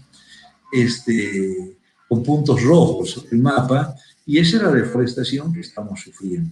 Este mapa llega hasta el 2017 o 2018, pero verán ustedes cómo, especialmente en Paraguay, en la Argentina y todo este sector al norte de Santa Cruz, ha perdido muchísimo del bosque por la deforestación, por el cambio del uso del suelo, ¿no? Aquí cabe tener en cuenta, porque esto es parte de la propuesta también, este lugar que está justamente entre Santa Cruz o entre Bolivia y Paraguay, toda esta franja, que es uno de los pocos lugares que va quedando como un espacio todavía natural en esta ecorregión que nos ha tocado trabajar en estos últimos años.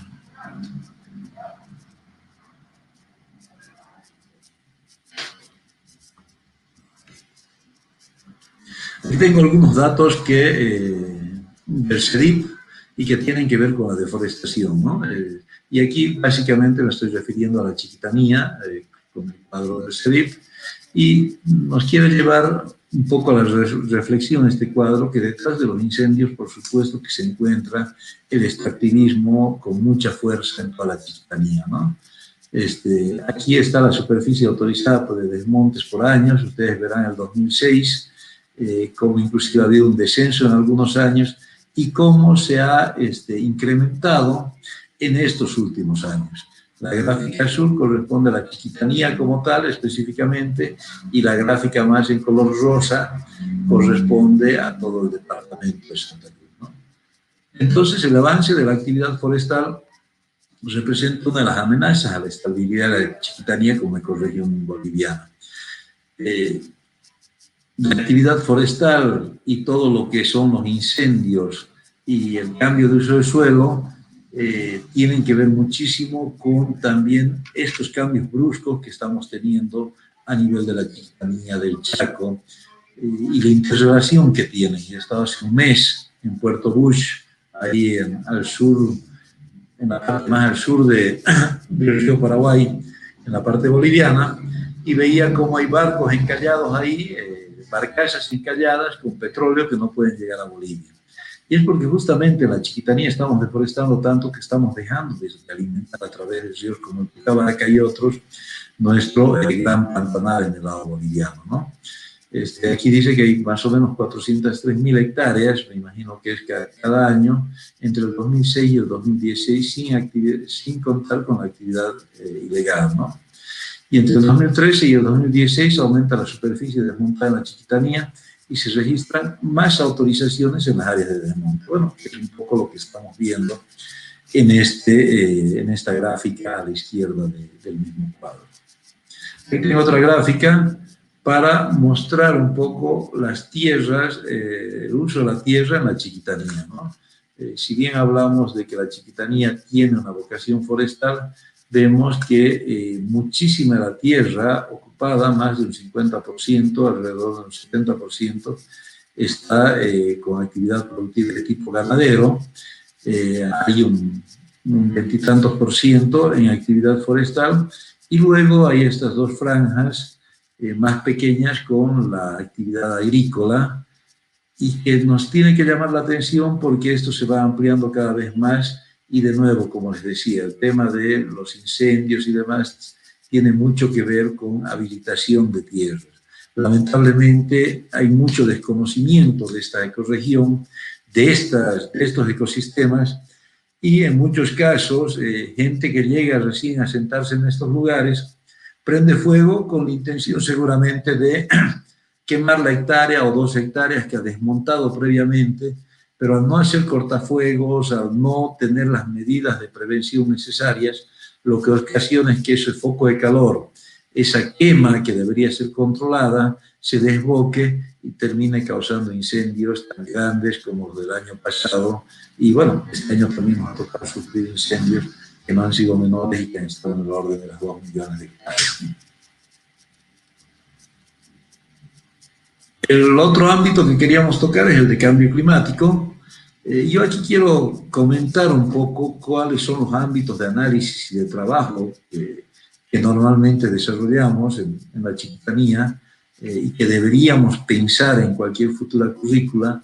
Sabemos que hay muchos climatoescépticos y nos ha tocado más de una vez en algún taller hablar de cambio climático, y gente muy bien informada que puede levantar la mano y decir: yo no creo en el cambio climático por esto, por esto.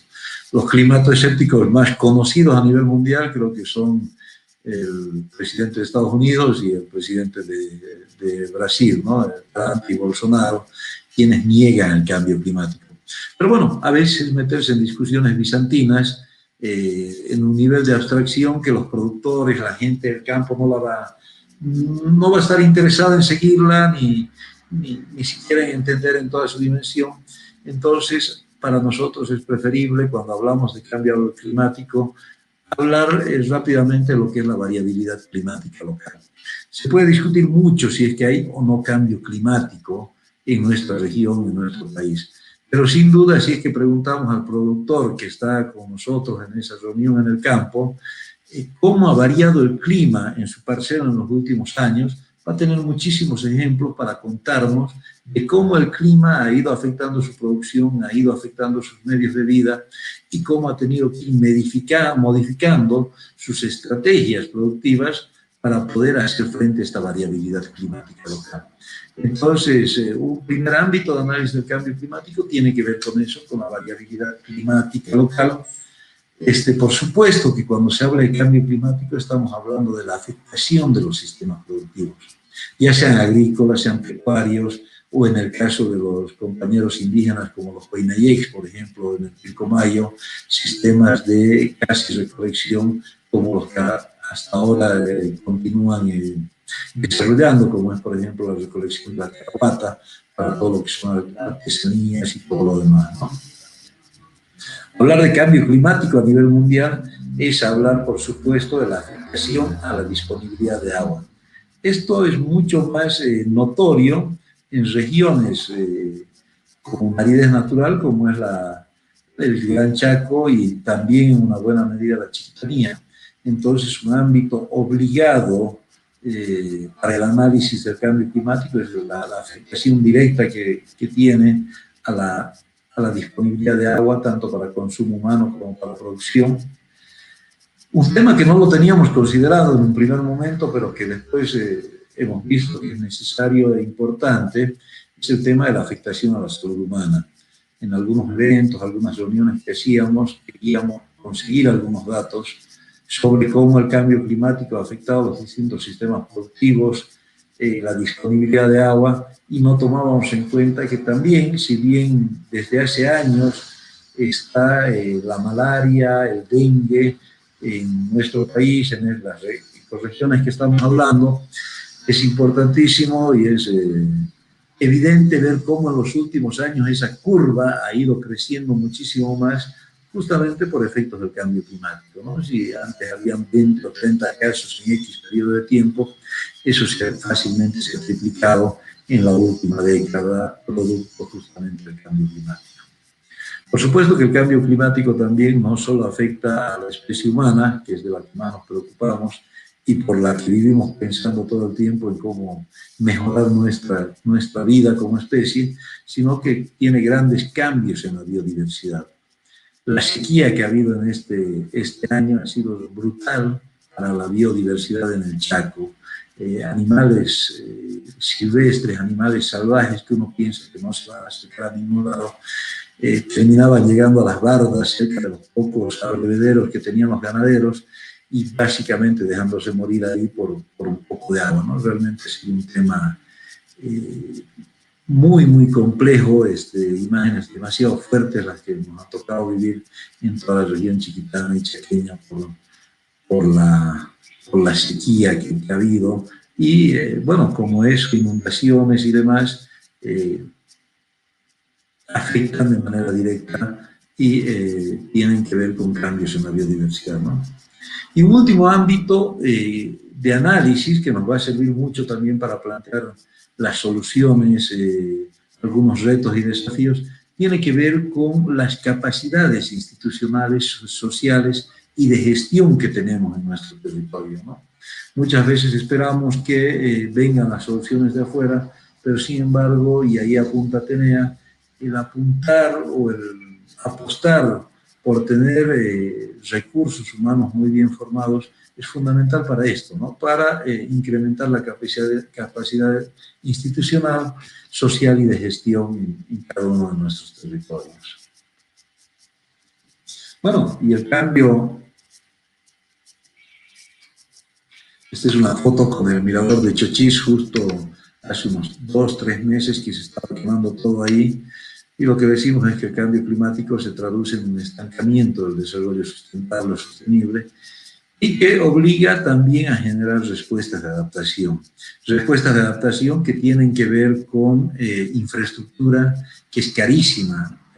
Esta semana estaba visitando una comunidad en el río Pilcomayo que el año pasado tenía tal afectación por la inundación que están pensando en cambiarse, en relocalizar esa comunidad. Por más pequeña que sea la comunidad, son millones de dólares los que se tienen que utilizar para eso. Hablar de adaptación a infraestructura es hablar inclusive de mover rutas, mover aeropuertos, hospitales. Es un tipo de adaptación muy cara, pero necesaria en muchos casos. Puentes que han sido construidos hace 2 o 3 décadas con otro criterio, hoy vemos que se van a ir cualquier rato con la próxima creciente y que hay que adecuar todo eso, ¿no? También hay que hablar de adaptación basada en los ecosistemas, que es la adaptación que nosotros propendemos en que funcionen los sistemas naturales, que son el sustento para los medios de vida que tenemos, ¿no? Y, por supuesto, la adaptación basada en el conocimiento tradicional, en todo lo que las culturas que ya estaban hace muchos años, hace cientos de años por acá, lo que han podido aprender y lo que podríamos recuperar en este contexto de cambio climático. Y el otro punto que teníamos ahí para tratar es el tema de los incendios.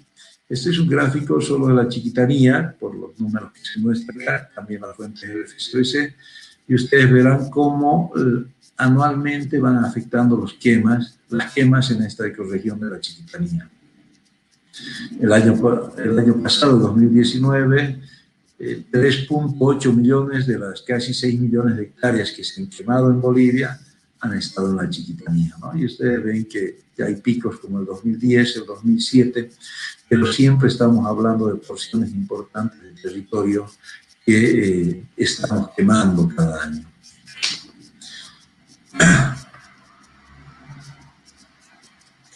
Y bueno, esto también es centrado en la ecorregión que que nos ocupa en este momento, las categorías de plus departamental afectadas por las quemas, esto también la Chiquitanía, 1 millón de hectáreas, 1.400.000 hectáreas, que son tierras de uso agropecuario, algo así como 1.100.000 hectáreas son áreas naturales protegidas, un poquito menos de 1 millón han sido tierras de uso forestal que han sido afectadas por los incendios, y así tenemos otras categorías, agropecuario y también de uso restringido, ¿no?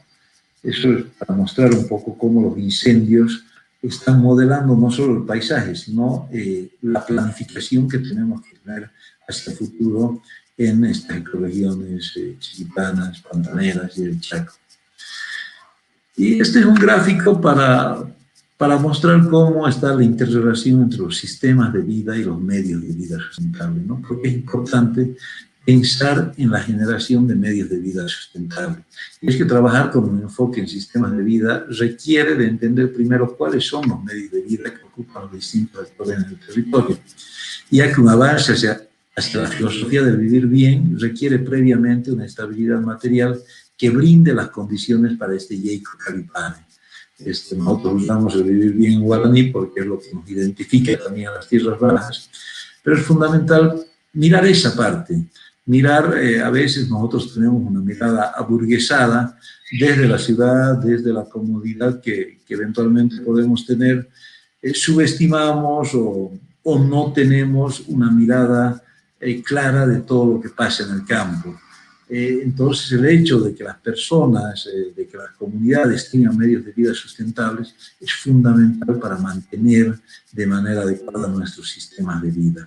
El momento que los medios de vida no son sustentables nos llevan a una presión excesiva de la naturaleza, y de esos ejemplos tenemos por docenas en Bolivia, que tienen que ver con la minería, con el mercurio, que tienen que ver con la extracción de animales, como por ejemplo en esta época los loritos, que se derriban árboles para sacar los nidos e ir a vender al mercado, más allá de que cada 10 loros que sacan, uno debe llegar con vida, y el que llega con vida está destinado a estar en cautiverio todo el resto de su vida en alguna casa. Entonces, bueno, ahí se va afectando medios de vida de ese tipo, la deforestación, la venta de madera, de especies preciosas y demás. Entonces, es fundamental ponernos a pensar en esta variable de los medios de vida sustentables para también tener una calidad de nuestros sistemas de vida. Yo quiero mostrar esta imagen que hemos trabajado en los últimos años en esta evaluación ecorregional del Gran Chaco Sudamericano, que de nuevo muestra acá todo este territorio que para nosotros es la geografía de esperanza, que tiene que ver con esta parte de la región este de Bolivia, con toda la Chiquitanía y el Chaco, donde están los parques más grandes de Bolivia y de toda la región chaqueña, como es el Parque Nacional Cailla, que tiene casi la misma extensión que todo el departamento de Tarija, dentro de la provincia cordillera y del territorio indígena de Charagua. Tenemos otro parque recién creado que es el Ñembihuazu o Tuquis, y bueno, es lo que les mostraba en esa imagen multianual de deforestación, que acá, y bueno, aquí están los parques del Paraguay, que es un poco la zona mejor conservada, ¿no?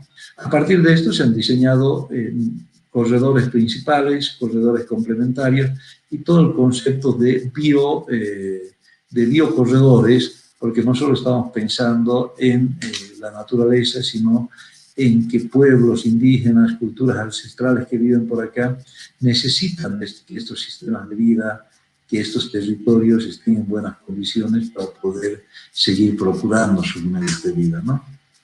Es importante en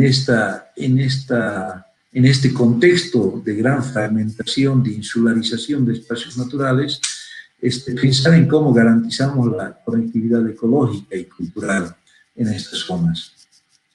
Y por supuesto, refrendar eso, ¿no? Que las áreas en mejor estado de conservación de toda la ecorregión se encuentran justamente en este lugar, entre Roboré, San Matías, entre la Chiquitanía, el Chaco, y en la parte paraguaya, ¿no? Y aquí pasamos un poquito a lo que venimos trabajando hace tiempo, a al convenio también que hemos firmado con Atenea, que ojalá podamos seguir impulsando entre todos acá, y construir un sueño que se llama un paisaje de conservación. Antes pensábamos mucho a nivel de áreas protegidas, a nivel de espacios individuales, pero definitivamente necesitamos pasar a una escala mayor, pasar a mirar a nivel de paisaje. ¿Por qué? Porque el paisaje es lo que nos integra a la realidad. Cuando miramos un paisaje, miramos las áreas protegidas, pero también miramos los espacios productivos, miramos aquellos espacios que tienen otros usos, como carreteras, como equipamiento. Entonces estamos mirando el 100% de la realidad en una determinada región, ¿no? Nosotros estamos trabajando hace un tiempo en la construcción del gran paisaje Cailla, en honor a este parque, al Parque Nacional Cailla, Defensores del Chaco, ¿no? Que es un paisaje binacional, donde, por supuesto, además de la conservación, tenemos que tender a que la población que vive en este lugar tenga las mejores condiciones para vivir de la forma más digna posible que se pueda, ¿no? Entonces, esta es una diapositiva para mostrar un poco cómo este gran paisaje y una mirada de este tipo, a esta escala, es la única forma de pensar en la sostenibilidad hacia el futuro. Los conservacionistas muchas veces no trabajamos en la escala adecuada.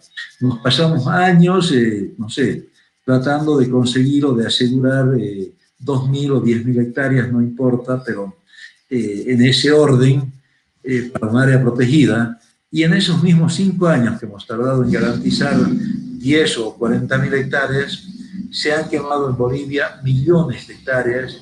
El avance en la frontera agrícola también ha avanzado en el orden de cientos de miles de hectáreas.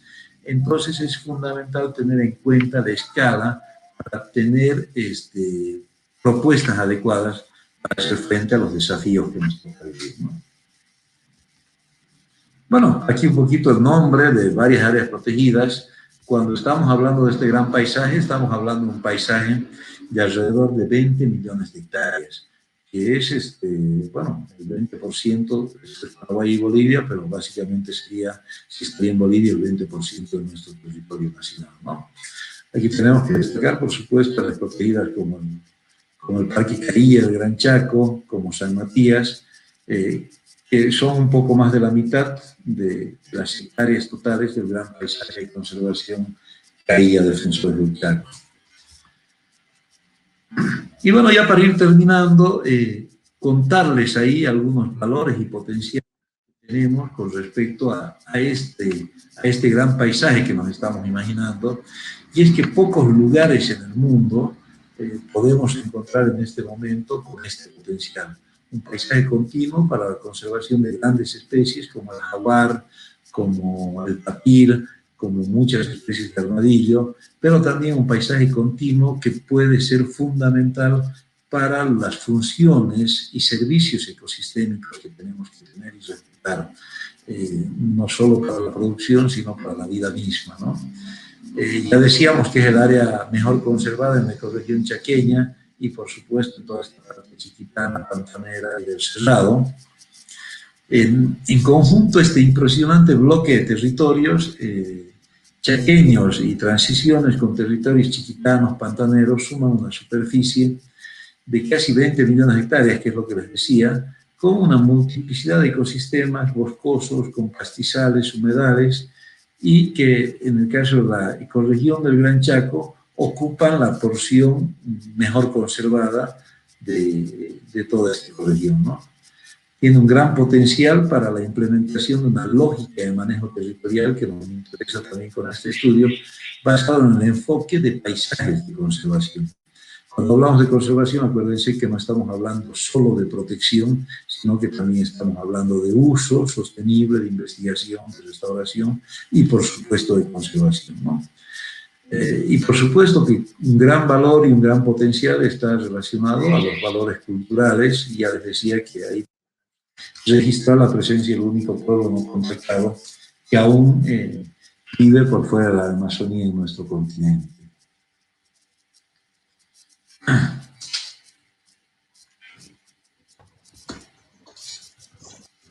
¿Y cuáles son las contribuciones si es que pensamos en esta mirada de paisajes, de grandes territorios.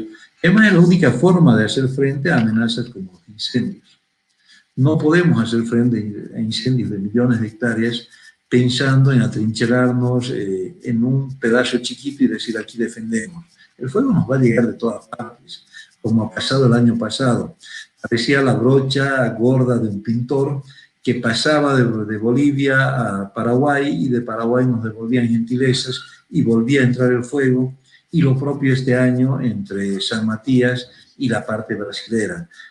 Son fuegos de tal proporción que la única forma de pensar en hacer frente a este tipo de amenazas es a nivel de la escala de grandes paisajes como territorios de planificación y de conservación, ¿no? Por supuesto que esto nos permite avanzar en la agenda de cambio climático, tomando en cuenta que las reservas de carbono, más allá de los incendios, están relativamente intactas. Es fundamental evitar la deforestación, la mayor deforestación y degradación ambiental en el Gran Chaco, incrementar la capacidad de adaptación y resiliencia de las poblaciones locales e indígenas.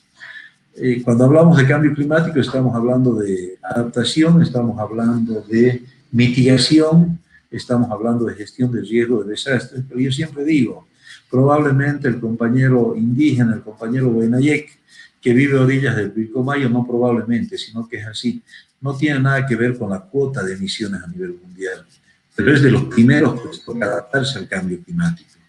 Entonces tenemos que hacer mucho énfasis en lo que es la adaptación a nivel de comunidades locales, a nivel de municipios.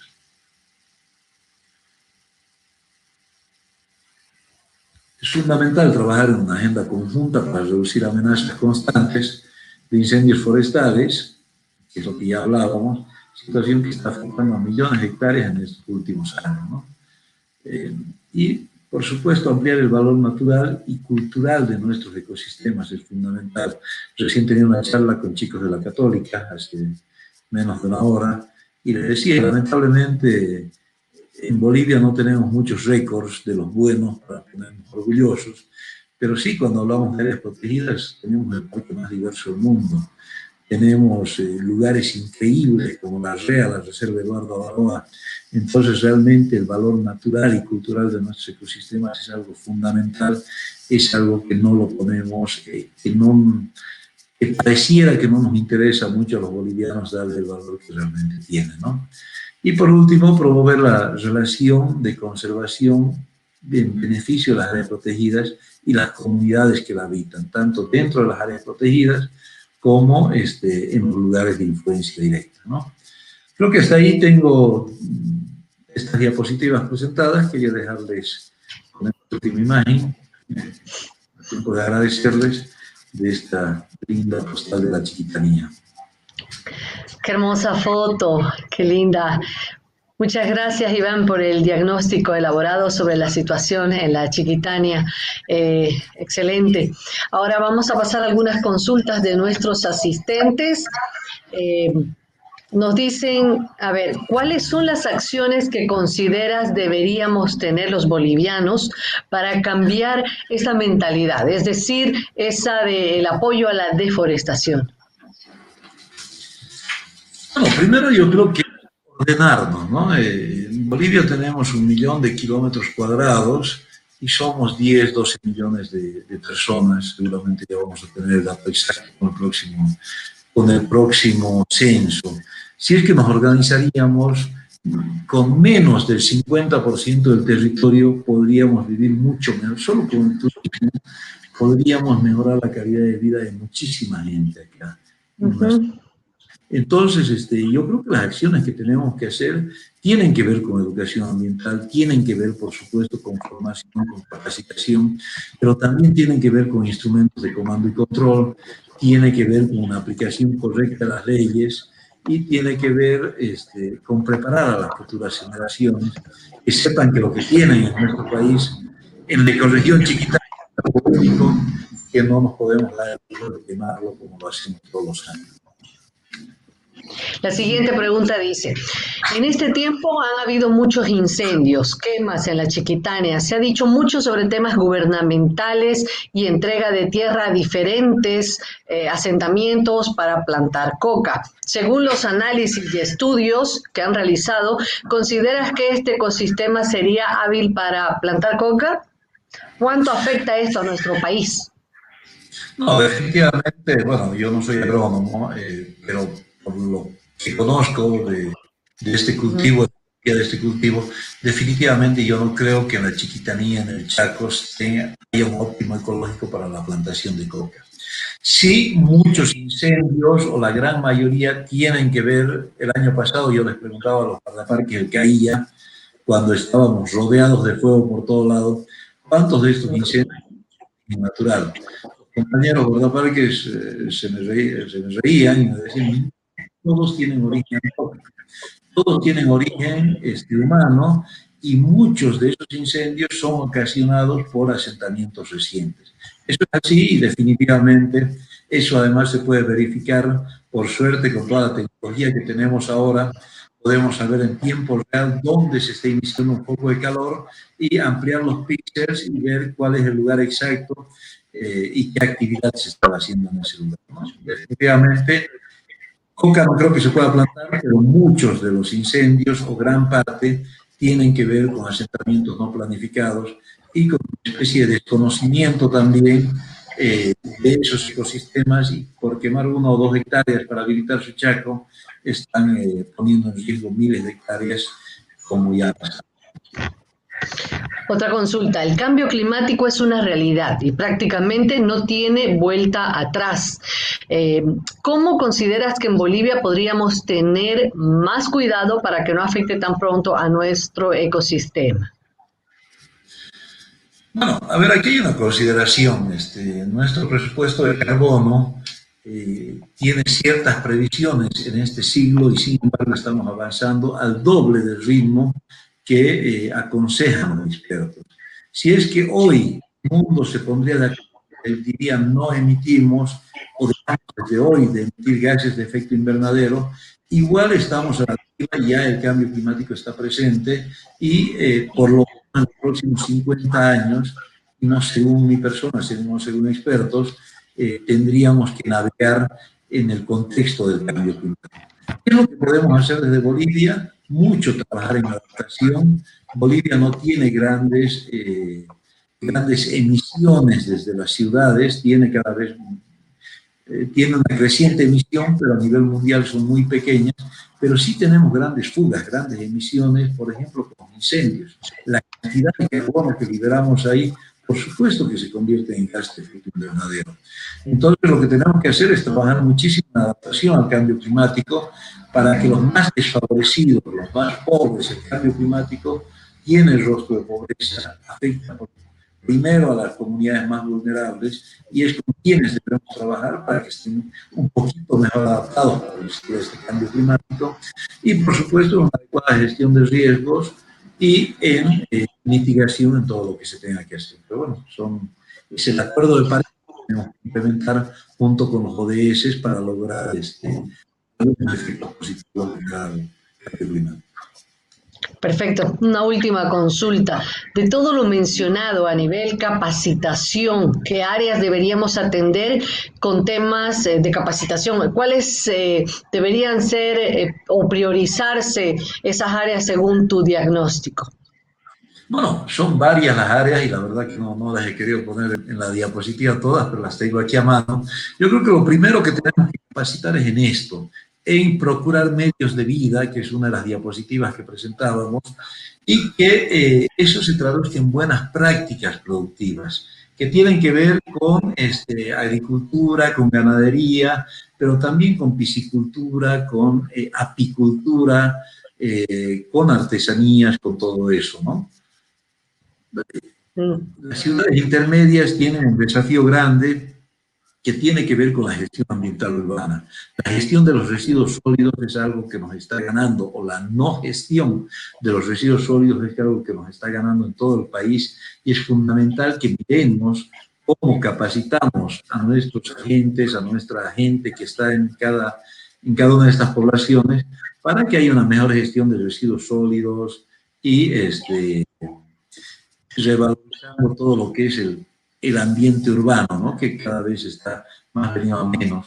El tema de la medicina natural, todo lo que son las prácticas ancestrales en medicina, también es un tema fuerte para pensar en capacitación. Por supuesto que si estamos hablando del territorio chiquitano y chaqueño, creo que le debemos meter muchas fichas en lo que es capacitación para el fortalecimiento de capacidades y técnicas en manejo de fuego, instrucción en la ciencia de los incendios, en la ciencia del fuego, procedimientos médicos de emergencia, cómo investigar, no solo apagar, sino investigar y prevenir los incendios, bueno, todo lo que es la operación de rescate y todo eso, ¿no? El tema de turismo es un tema que tiene, como veíamos, una actividad cada vez mayor, manejo de bosques, bueno, y varios otros temas relacionados, ¿no? Pero solo como algunos ejemplos de todo lo que se debería trabajar en intercambio de investigación. Perfecto, Iván. Muchísimas gracias. Gracias por haber estado con nosotros. Gracias por el excelente trabajo y además compartirlo. No, muchísimas gracias a ti, Alejandra. Un lujo trabajar con todo este excelente equipo que tiene Atenea y la verdad que a nivel personal y desde Nativa, dispuestos a continuar trabajando, dispuestos a seguir soñando juntos y ojalá para el año ir concretando muchísimas actividades.